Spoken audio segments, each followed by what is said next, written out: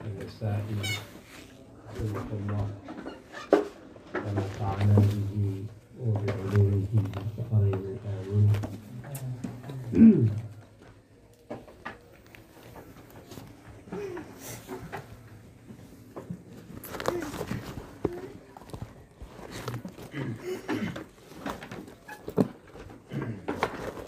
النهي عن استقبال القبلة عند الحاجة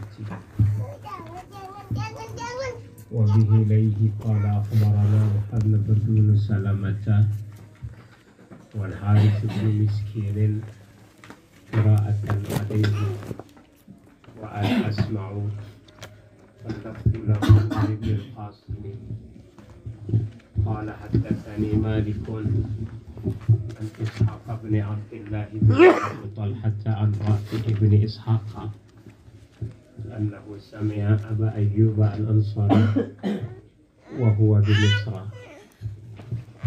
يقول والله ما أدري كيف أصنع بهذه الكرايس وقد قال رسول الله صلى الله عليه وسلم إذا ذهب أحدكم إلى الغائط أو البول فلا يستقبل القبلة ولا يستقبلها.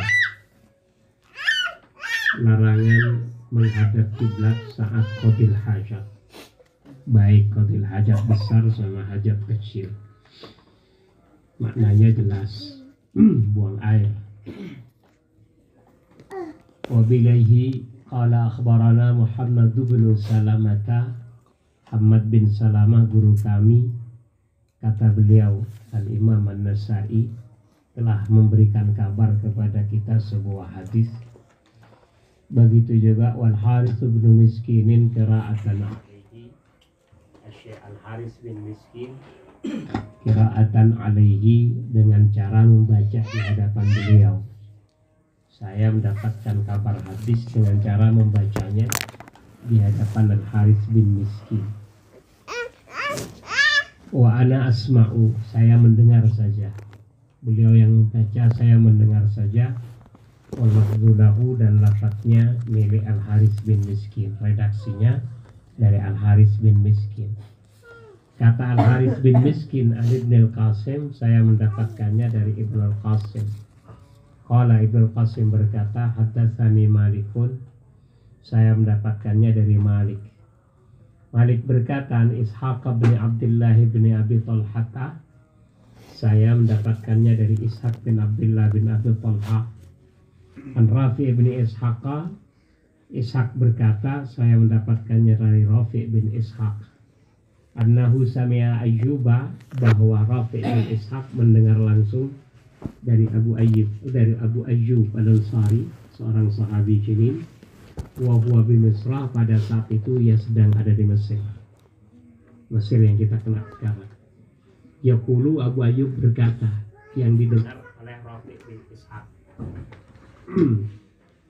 Apa yang ia katakan, wallahi ma adri kaifa asna'u bihadhil karayis, demi Allah aku tidak tahu apa yang harus kulakukan atau bagaimana saya harus melakukan karayis ini. Karayis itu maknanya adalah kakus, atau kita kenal di Indonesia ini dengan istilah wisi, yang ada di Mesir pada saat itu, yang semuanya menghadap kiblat. Semuanya menghadap kiblat, tapi punya tempat secara khusus. Artinya bukan di tengah tanah lapang atau di tengah padang, tapi benar-benar mempunyai tempat. Waqad qala Rasulullah SAW, padahal kata Abu Ayyub Al-Ansari yang ketika itu berada di Mesir, nah berkata, waqad qala Rasulullah SAW, padahal Rasulullah SAW sungguh telah berkata. Apa yang dikatakan oleh beliau? Idza dhahaba ahadukum ilal ghaiti, jika salah satu dari kalian pergi menuju al-ghaib. Al-ghaib itu sekarang dimaknai sebagai bendanya, benda yang keluar dari perut itu, yang berbagai macam model dan warna itu. Nah, baunya satu. Nah, merah mau apa, banyak makan buah yang merah kita itu sekarang orang dalam bahasa Arab ghaibun. Padahal ghaib itu bukan bahasa Arabnya dia. Ghaib itu makna aslinya adalah WC-nya itu ghaib namanya. Jadi bahasa Arabnya WC ini ghaib. Kemudian dipinjamlah kata ghaib di isti'arah untuk benda yang saya katakan tadi. Kenapa meminjam kata WC untuk benda ini? Apakah benda ini yang saya katakan tadi tidak punya bahasa Arab? Jelas bahwa bahasa Arab adalah bahasa yang paling kaya. Sedangkan benda yang sudah tidak asing dan populer itu kan, benda yang amat asing itu ada bahasa Arab. Cuman bahasa aslinya itu kalau diucapkan itu bikin seorang itu gak enak. Tentu yang dimaksud adalah orang Arab. Orang Arab itu kalau mendengar kata itu kayak ada semacam basya'ah, jijik. Padahal kan sama-sama punya lah. Nah, tapi jijik. Nah, akhirnya lafaz yang menunjukkan arti aslinya itu dibuang, tidak dipakai lagi, tapi minjam kata WC. Itu namanya isti'arah bil mujawarah. Karena dekatnya WC dengan benda itu, dekat kan? Artinya berdekatan, identik namanya berdekatan. Lalu kalau disebutkan WC pasti pikiran juga kepada benda yang ada itu. Akhirnya kalau ada benda itu, andai kata dalam bahasa Indonesia disebut, awas hati-hati ada WC, kan lebih enak. Saya juga ngomongnya genteng, ada WC. Enakkah daripada kalau langsung bilang bahasa Arabnya. Ente aja bahasa Indonesia gak enak. Paling-paling saya berkata itu tahu, cuman dikasrohkan, dibaca jar, alamat jarnya kasroh karena isi mufrad. Kalau tidak tahu, dibaca jar, dijarkan, lalu alamat jarnya kasroh. Kan enak ngomong begitu, tapi kan panjang. Nah, begitu pula lah ada bahasa Arab aslinya. Kita orang Indonesia kalau mendengar bahasa aslinya itu nggak apa-apa. Apa bahasa Arabnya khir'ah? Saya tanya ke ente sekarang, ente kalau dengar orang bilang khir'ah, jijik kan? Kan enggak, artinya saja baru tahu sekarang. Menurut ente khir'ah sama kolam sama kedengarannya. Ente kalau dengar kolamun ada apa di kuping? Ada apa? Khir'ah?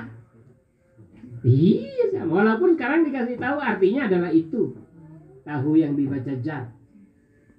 Ya, alamat jar yang kasrah. Paham tidak? Karena memang bukan bahasa yang identik dengan kita. Nah, itulah dia. Jadi kadang-kadang majas itu digunakan oleh kata para ulama, termasuk majas fursal ini, ya, dengan alasan bahwa dia kalau diucapkan secara aslinya enggak.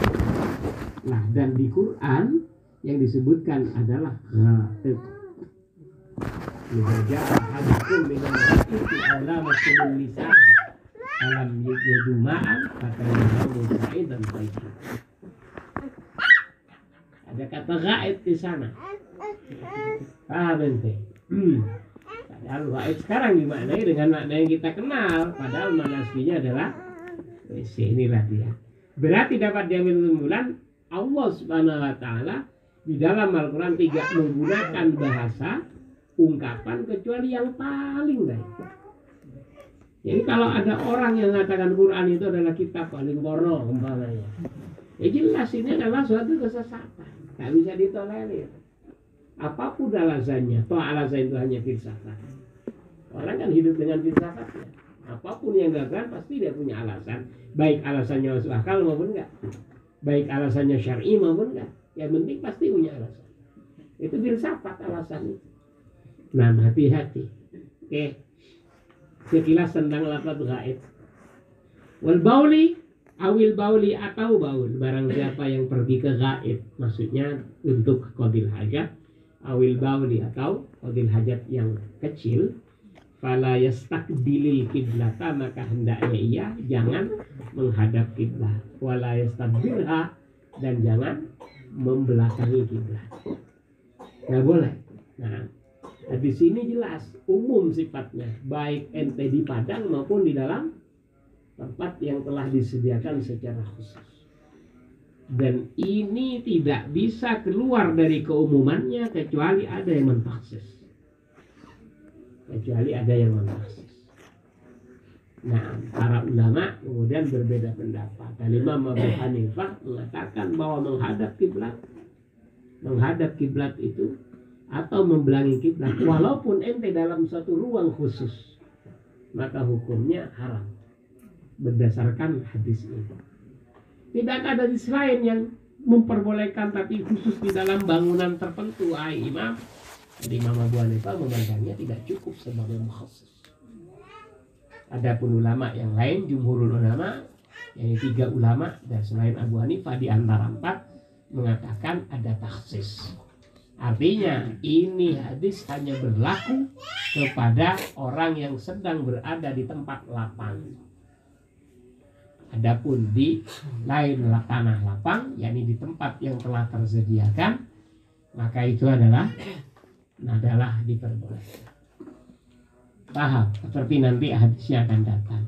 Masalah kemudian muncul.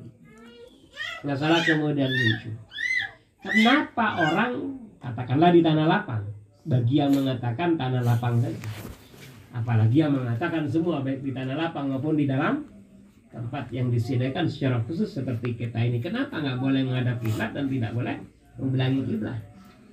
Nah, sebagai ulama berkata bahwa karena di tempat khususnya yang lapang itu ada banyak makhluk Allah Subhanahu wa Ta'ala yang tidak kelihatan oleh kita, sehingga ketika kita membuka apa yang harus kita buka untuk mengeluarkan hajat, ya apapun yang kita buka ini nanti akan kelihatan oleh makhluk-makhluk itu. Kalau yang melihat itu adalah jin, khawatir jin itu menggoda, karena jin senang yang begitu. Repot kalau digodanya takut kemudian begini karena ada jin.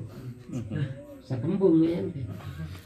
Tepis tiba-tiba sakit, jin itu main-main. Nah, tiba-tiba bengkak gitu ya.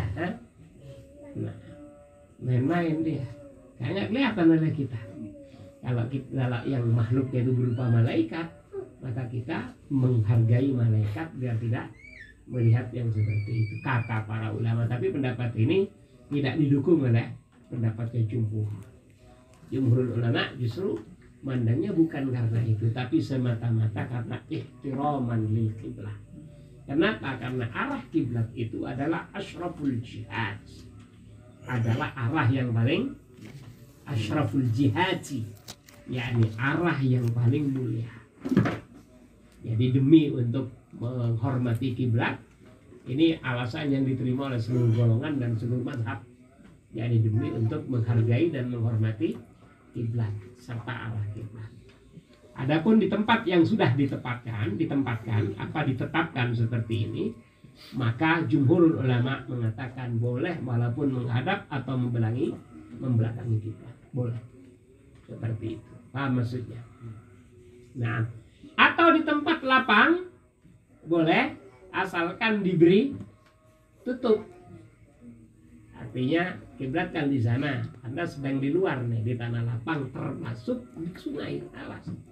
Jangan dimaknai tanah lapang itu adalah tanah yang lapang padang pasir saja, tapi juga mencakup tempat apapun yang tidak disediakan untuk tempat qadil hajat, termasuk di sungai. Orang di sungai kadang-kadang tidak tahu harus seperti apa yang dia ini kan. Nah, kalau sungai di sini ini, bagi yang qadil hajat di sini jelas ngadap kiblat, karena sungainya itu ada di sebelah timurnya. Jadi dia untuk membuang hajatnya harus menghadap kiblat. Kalau dia menghadap ke selatan atau ke utara, konteks kita ini di sini, dia tidak akan selesa, dia tidak akan enak dengan tempatnya, karena ini. Tapi kalau ngadep ke kiblat enak tempatnya. Bagaimana dengan itu? Boleh. Pertama tertutup. Khususnya dalam mazhab Imam Syafi'i mengatakan boleh seperti itu karena tertutup. Dan tutupnya lebih dari 1 zirah atau bahkan lebih dari 3 zirah itu.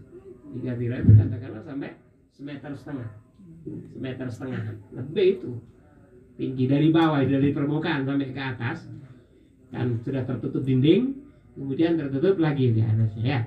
Itu dulu kita perbagus, itu kita tinggikan. Nggak tahu, mungkin kurang enak sama mereka karena kebiasaannya dibuang depannya itu. Jadi orang kalau BAB istilahnya, jadi kelihatan dari sini. Yang malu bukan dia, kami yang malu. Ngomong sama orang awam kan repot sekali. Kita sampai begini-begini, dia enak-enak aja ngerokok di sana itu. Kadang-kadang juga wanita. Nah, insyaallah, Allah ya memang lain manusia. Ya, itu tinggi tempatnya, jadi cukup. Nah, walaupun tidak lebar, karena orang di madhab al-Imam Syafi'i, maksudnya apa? Lidi. Kan tidak lebar lidi, artinya tidak dapat menutupi badan. Lidi ditancapkan, tinggi lidinya, katakanlah sampai 2 dhira, berarti sekitar 1 meter. Sekitar 1 meter dengan ukuran sekarang. Lalu ente di belakang lidi tersebut, ya, di balik lidi tersebut, qadil hajat menghadap kiblat, tapi di depan ente itu sudah lidi yang ditancapkan, cukup.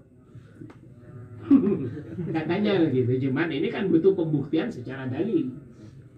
Tapi di dalam madhab, furu' madhab dikatakan seperti itu, ada sahih, ada jaiz. Karena pembuktian secara dalil, gitu, kita butuh. Dan hal-hal seperti ini Anda dapatkan, akan Anda dapatkan pendalilan-pendalilan, pembuktian secara dalil itu pada kitab-kitab besar seperti Al-Majmu', Syarhul Muhadzab lil Imam An-Nawawi rahimahullah, lengkap di sana. Atau Al-Bayan lil Imam Al-Imrani Al-Yamani disebutkan di sana. Nah, bahwa ini riwayat ini boleh, walaupun hanya 1 lidi, masya Allah. Atau sudah cari lidi nggak ada dan semacamnya, kebetulan ada sapi tidur di tempat ente, di balik sapi ente, anggap sapi sebagai penghalang ente untuk langsung menghadap. Satu. Yang kedua, halangan tersebut tidak lebih dari 3 dhira. Soalnya ente bisa mengatakan, saya nanti kemudian qadil hajat di tanahnya di tempat Pak Marji ini umpamanya. Nah, berkebelak mau qadil hajat tanah ini. Nah, lalu ditegur sama, Ustaz, umpamanya, Ustaznya yang gitu. Ustaz, jangan di sana. Itu kan apa namanya? Menghadap kiblat, enggak boleh. Nah, kadang-kadang si Ustaz menjawab, ada penghalang depan saya, kok bisa? Rumahnya Gus Rahim. Karena ente di sini rumahnya Gus Rahim kan di depan juga, paham tidak? Apalagi apa arah itu kan termasuk isim yang mubham, tak? Termasuk isim mubham secara nahu. Secara nahu mubham ya, artinya depan sampai itu tidak ada batasnya, belakang, depan, utara semuanya itu adalah mubham. Nah, lalu katakan saya menghadap kiblat tapi ada penghalangnya. Mana penghalangnya tuh? Jelas tidak ada kok, katanya. Dia mengatakan ada rumahnya Gus Rahim. Maka jawaban itu tidak dianggap. Kenapa? Karena Gus Rahim dengan Anda duduk untuk melakukan qadil hajat itu lebih dari 3 dhira. Berpuluh-puluh dhira itu. Maka ini harus tidak lebih dari 3 dhira saja. Sehingga kutub itu masih ternisbatkan kepada orang yang qadil hajat. Kalau sudah jauh nggak ternisbatkan, nggak identik, nggak menjadi identitasnya. Itu maksudnya. Nah, jelas ya. Ini nyata-nyata riwayat dari Abu Ayyub Al-Ansari radhiyallahu ta'ala anhu ini menyatakan bahwa hukum Rasulullah itu melarang orang menghadap kiblat atau membelakangi kiblat, walaupun di tempat yang telah ditentukan. Buktinya dia mengatakan, saya nggak habis pikir gimana ini saya akan melakukan dengan karayis ini. Dengan karayis itu kan artinya adalah mirhabat, marahid. WC ini mau saya apakan? Kalau saya mau qadil hajat mau di mana tempatnya semua ngadep kiblat ini? Di Mesir padahal itu zaman dulu. Nah, oke, paham ya? Namun nanti akan ada yang dinyatakan sebagai khusus kepada keumuman hadis yang diriwayatkan oleh Abu Ayyub Al-Ansari radhiyallahu taala anhu. Nah, kemudian an-nahyu an istidbaril kiblati indal hajati. Kan menerangkan tentang larangan untuk membelakangi kiblat, khusus yang tadi umum. Menghadap dan membelakanginya. Sekarang yang khusus berbicara tentang membelakangi. Padahal juga melibatkan larangan untuk menghadapnya. Nah, wa bilahi qala akhbarana Muhammad bin Mansur. Asy'an Nasai berkata, aku telah diberi kabar oleh Muhammad bin Mansur. Qala Muhammad bin Mansur berkata, hadatsana Sufyan. Sufyan memberikan kabar tentang hadis kepada kami. Anis Zuhri dari Al-Imam Az-Zuhri, Syihab Az-Zuhri. An Atha ibn Yazid dari Atha bin Yazid kata Zuhri. An Abi Ayyubah juga dari Abu Ayyub Al-Ansari. Anna Nabi sallallahu alaihi wasallam qala bahwa Rasulullah SAW bersabda, la tastakbilul kiblata. Lain redaksi dengan yang tadi, lain redaksi, lain jalan, tapi berujung kepada Abu Ayyub Al-Ansari juga. Nah, itu menunjukkan bahwa kejadian ini bisa berulang-ulang atau memang riwayat hadis secara maknawi, cara maknanya saja. Dan ini menunjukkan semua tentang sabda Rasulullah. Berarti hadis qauli. Hadis qauli. Tentu hadis qauli bagaimanapun kuat sekali dibandingkan hadis fi'li. Jadi sebagai modal nanti kita tahu bahwa apabila telah terjadi ta'arud atau kontradiksi secara lahiriah antara satu hadis dengan hadis yang lain, cuman satunya qauli, satunya fi'li, qauli dimenangkan. Maka karena itulah menurut Al-Imam Ibnu Arabi Al-Maliki bahwa orang yang menghadap kiblat atau membelakangi kiblat walaupun di dalam tempat khusus seperti WC kita ini, tapi menghadap kiblat ya, maka itu tidak boleh, tetap haram. Kenapa? Karena mendahulukan hadis yang bersumber dari Abu Ayyub Al-Ansari radhiyallahu taala anhu, di mana hadisnya hadis qauli. Paham? Adapun hadis yang akan datang sebentar lagi ini yang bersumber dari Ibnu Umar radhiyallahu taala anhuma, maka itu hadis fi'li. Makanya Abu Hanifah mengatakan enggak cukup hadis fi'li menjadi mukhasis dari hadis qauli. Ibnu Arabi walaupun bermadzhab Malik, dia tetap menguatkan pendapatnya Abu Hanifah. Jadi dia sebagai orang bermadzhab Malik, tapi kalau ditanyakan ini secara pribadinya, dia akan berfatwa dengan fatwanya Abu Hanifah. Kalau ditanyakan bagaimana mazhab yang Anda di dalamnya, yang Anda sedang ada di dalam mazhab itu, dia akan berkata boleh. Jadi ada pendapat pribadi, berarti tidak representatif dari mazhabnya. Ada yang seorang alim, seorang ahli fatwa, yang pernyataannya sebagai representasi dari mazhabnya. Berbeda, jelas ini ya. Ini penting sekali. Penting sekali. Kita lanjutkan. Apa kata Sayyidina Ayyub Al-Ansari? Beliau berkata, anna Nabi sallallahu alaihi wasallam qala, bahwa Rasulullah SAW bersabda, la tastakbilul kiblata, hei kalian jangan menghadap kiblat, wala tastabdiruha, wala tastadbiruha, dan janganlah membelakanginya, li ghaitin, untuk urusan ghaid, qadil hajat besar, atau baulin atau qadil hajat kecil. Walakin, konteks Madinah ingat, walakin syarriku au gharribu. Tapi kalau menghadap, ngadaplah ke timur atau ke barat. Hadis ini jangan dipakai konteks Indonesia, ingat ente. Karena kiblat atau membelakangi kiblat itu justru kalau ngadep ke barat dan ke timur, konteks Indonesia.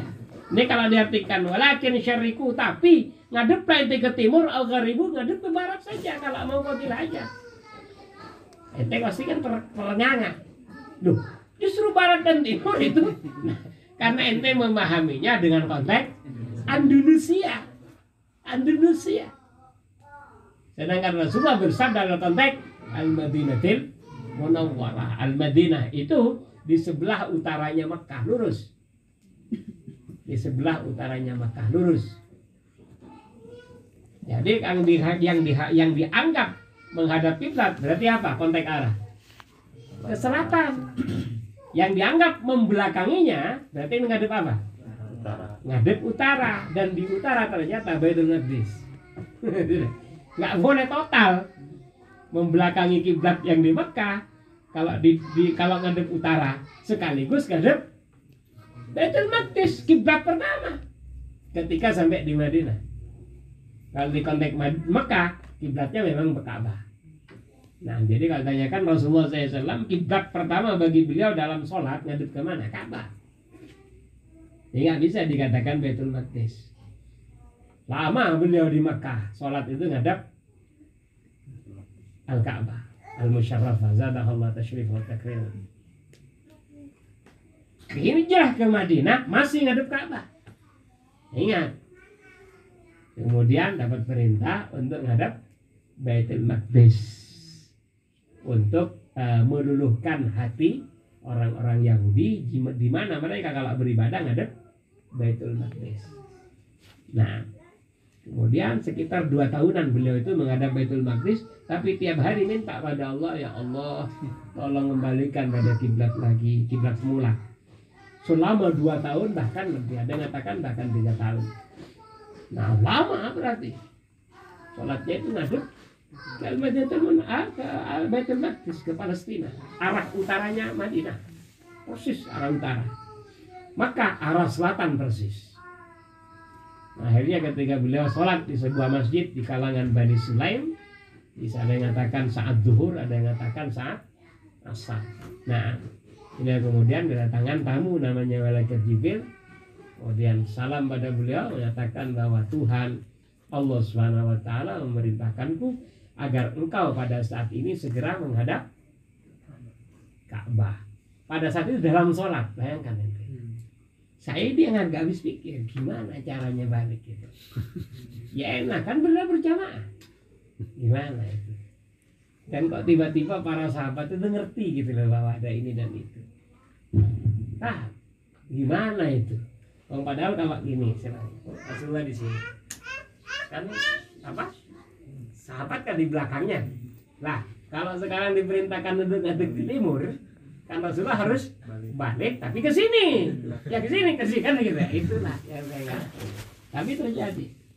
Masjid di Bani Sulaim ini sampai sekarang akan Masjidul Qiblataini. Masjid Qiblataini. Alhamdulillah nanti kalau Anda semua ke Mekah